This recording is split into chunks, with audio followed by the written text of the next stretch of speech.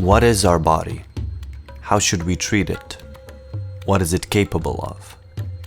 In our age, the body is an object of particular fascination.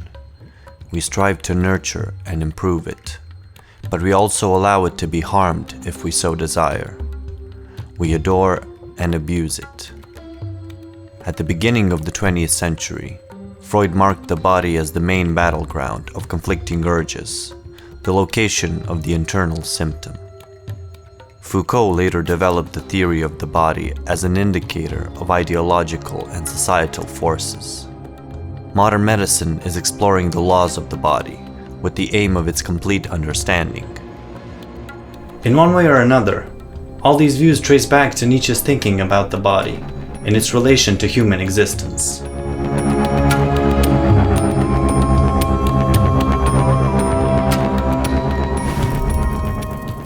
Nietzsche's understanding of the body is grounded in his critique of Plato's idealism. According to Plato, our world is ordered by eternal ideas residing in some higher domain. We are able to see 4 cows, and even though they're all different creatures, we say that they are still cows, because through them we've experienced the higher idea of cow.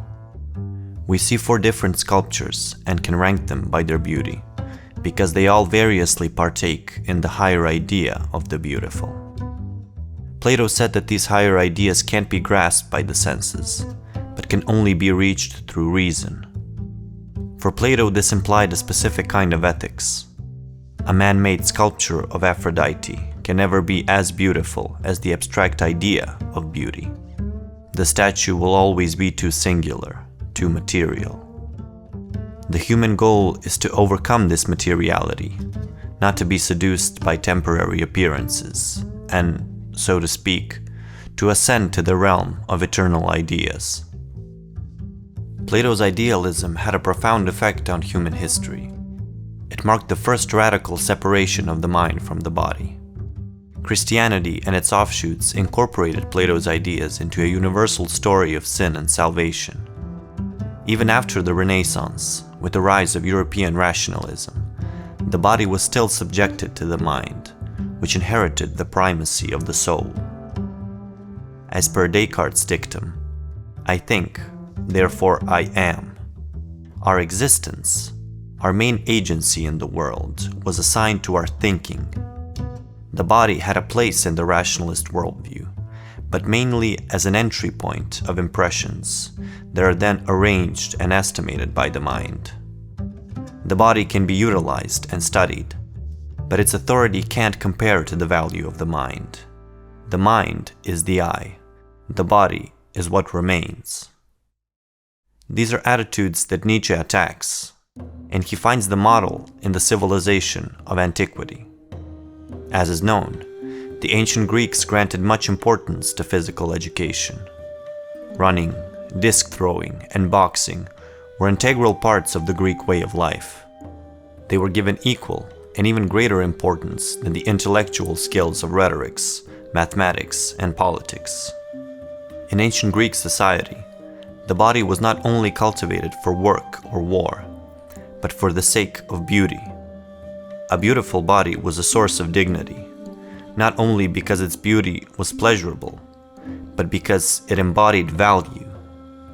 As opposed to the monumental or ritualistic art of previous civilizations, the ancient Greeks discovered the particular aesthetics of the human body, its postures, curves, textures.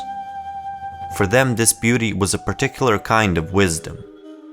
A beautiful body implied harmony with the world. It demonstrated an individual's good upbringing, health, and overall discipline. Neither lacking nor overindulging, abiding by the laws of nature, but also overcoming them in a human way. In short, it was a symbol of balance. This is why ancient Greek education so insisted on the physical. A beautiful, healthy body was for them the essence of civilization. Even the name for their institutions of learning, gymnasiums, was derived from the word gymnos, meaning naked, as students often exercised without clothes.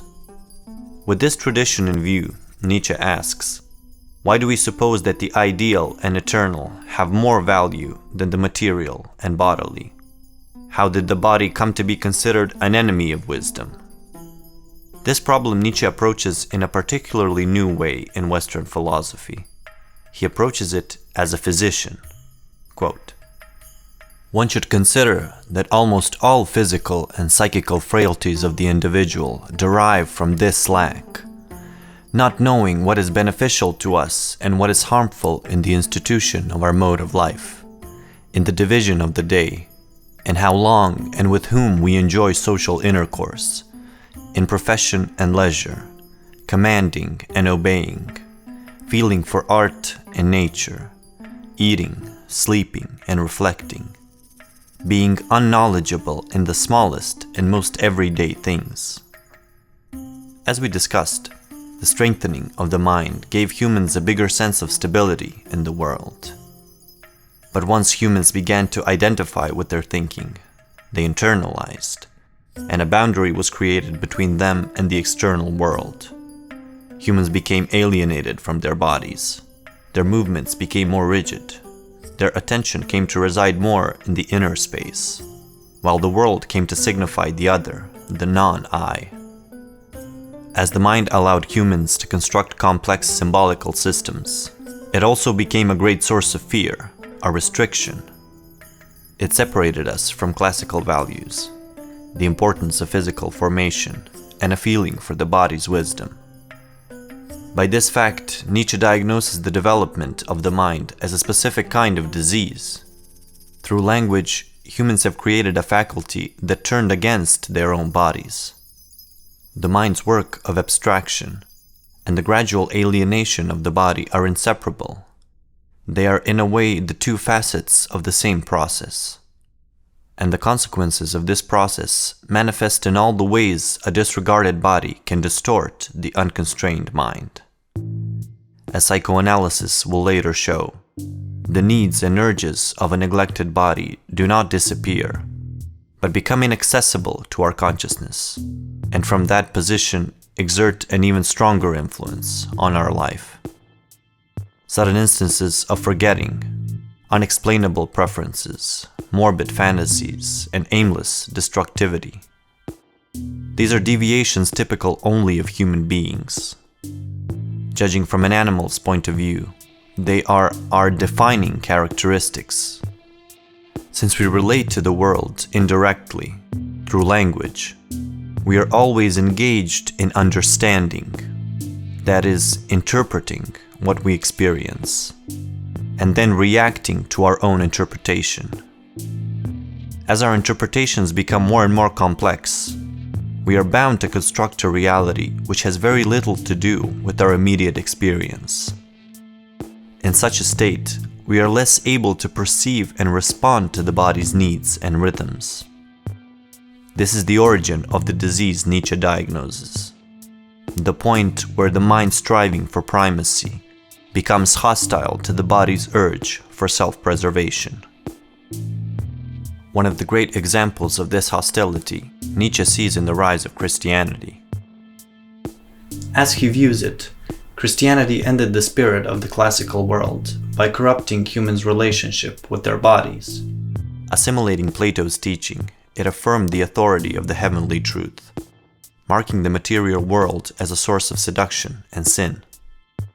While the gods of ancient Greece in many respects resembled humans, succumbing to passions, ambitions, the Christian God was envisaged as a personification of an abstract ideal. This is conveyed in the supreme image of Christianity, the crucified Christ, symbolizing the salvation of the soul through the death of the body. Judging as a physician, Nietzsche sees in Christianity a great decline of the bodily sense. As Jesus says in the Sermon on the Mount, "If your eye causes you to sin, take it out and throw it away. It is better for you to have only one eye and live forever, than to have two eyes and be thrown into the fire of hell." But this is a crucial point in Nietzsche's critique. He finds absurd that a truth should require the negation of the body. As already said, Nietzsche views truth as a function of human survival. For him, truth is not something in itself, but is only a projection of our desire for strength and stability. Nietzsche asks, what is then the value of a truth that negates the desire for life? Shouldn't the need to sacrifice our bodies be the biggest counter-argument against that truth? In this sense, we can observe the problem of truth as a physical problem, in the manner of Enlightenment thinkers, from fasting and corporal punishment, to sexual prohibition and obligatory meditation. Tensions are built up in the body, and then projected onto striking scenes of salvation and eternal torture. The body is taught to interpret certain bodily experiences, like shame or excitement, in the frame of a divine system of values. For Nietzsche, Christianity's example shows that we rarely accept a belief directly through its doctrines and precepts. Instead, we are trained or train ourselves for it.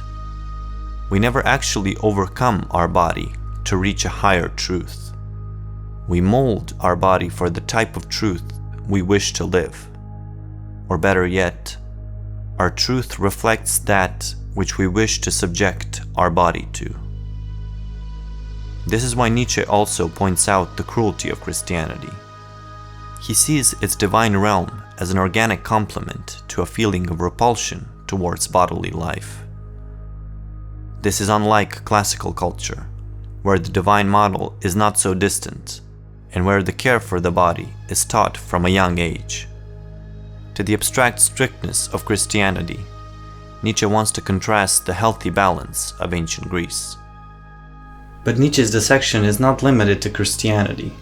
In evaluating philosophical systems, he also begins his critique as a physician. What does a certain philosophy say about the body of its creator? In what sense is it necessary to him? What does it reveal about his habits? From what does it protect? What does it desire? Does a philosophy embolden us or discourage us from living? This is the essence of Nietzsche's relativism.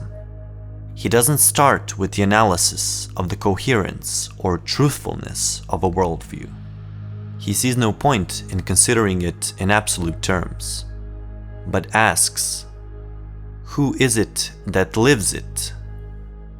Does his philosophy serve him, or does he serve his philosophy? We can see an example of this in Nietzsche's critique of two distinct worldviews, Hegel's and Schopenhauer's. He complains that Hegel's philosophy smells like classroom mold, that it suffers from the obstinate pettiness of a chaired professor. Hegel's insistence on dialectics, on transformation, on totality, seems to Nietzsche like a symptom of indigestion, not being able to particularize, to finish anything. This Nietzsche considers a bad habit of the intestines, constant rumination caused by the tediousness of an academic life. In general, he classifies Hegel as a specifically German thinker, a child of Swabian mysticism and Protestant industriousness. On the other hand, he views Schopenhauer as a more anguished and sentimental figure, a personification of a disillusionment with life, a fatigue of the will. He gives credit to Schopenhauer for his denunciation of Hegelian historicism, for again grounding philosophy in an individual, personal experience of life. But there Nietzsche also sees his problem. There is too much Platonism in Schopenhauer's main distinction between will and representation. There is a hidden romanticism in his principle of overcoming suffering through aesthetic contemplation. In Nietzsche's estimation, Schopenhauer was afraid of living, and so he longed for peace, which made him see the biggest truth in the absence of any will. This is the driving instinct of Schopenhauer's philosophy, the need for escape, and finally, self-negation. It's in this way that Nietzsche takes a physician's approach to philosophizing. He doesn't start from the abstract system. He analyzes motives and analogies. He doesn't see anything indifferent objective in the human mind. He doesn't believe in the concept of unbiased truth, since it is exactly our bias, our desire, that seeks out truth in the first place. In a way, every worldview is an intellectual interpretation of its creator's physique. As Nietzsche underlines, I have asked myself often enough whether, on a grand scale, philosophy has been no more than an interpretation of the body and a misunderstanding of the body. Behind the highest value judgments that have hitherto guided the history of thought are concealed misunderstandings of the physical constitution. All those bold lunacies of metaphysics, especially answers to the question about the value of existence, may always be considered first of all as symptoms of certain bodies. This isn't just a skeptical observation, it is a philosophical postulate, and should be understood in its radicality. Building on the classical heritage, Nietzsche challenges the inverted relation between the mind and the body. He wants to show how the mind originates in the body, and all the ways it reflects its habits and principles. This personal, irreducible element is something that Nietzsche wants to affirm, and in this trait he is also a critic of Platonism. For him to think doesn't mean to abstract a higher idea from the manifoldness of the world, but to recognize how in each sensibility the same idea exhibits a different, unique character. Nietzsche's focus on the body thus constitutes a specific kind of aesthetic pluralism. He doesn't inquire whether an idea is true or reasonable, according to some fixed criteria, but what is the energy that has produced it, and what is the sensibility that it can stimulate. In this way, Nietzsche makes philosophy less a process of hypothesis and proof, and more a question of taste. He thinks that one of the basic errors of the Western tradition is denying the role of taste in philosophy, insisting on the ideal of objectivity, of truth as the isolation of instinct. On the contrary, Nietzsche claims that, despite the symbolic richness of our mind, the real mystery of human existence is in fact in the body. That the body is where problems arise and where they are resolved. That is, we can view the mind as a screen on which our instincts are combined and verbalized. But our real understanding of the world always takes place in our body. This is the key to Nietzsche's classicism, his re-evaluation of the body's role. Through its reactions and habits, its preferences and perversions, it is in fact the body that philosophizes, or, as Nietzsche puts it in his Zarathustra, "Body am I, and soul, thus speaks the child. And why should one not speak like children? But the awakened and knowing say, Body am I entirely, and nothing else. And soul is only a word for something about the body. The body is a great reason, a plurality with one sense, a war and a peace, a herd and a shepherd. An instrument of your body is also your little reason, my brother, which you call spirit, a little instrument and toy of your great reason." This was the second part of our 6-part series on Nietzsche's philosophy. Since we're preparing more videos on this and many other topics, like and subscribe if you wish to be notified of upcoming releases. Also consider visiting our Patreon if you want to help us grow the channel and get early updates. You watch the things themselves, and we'll see you somewhere in the future.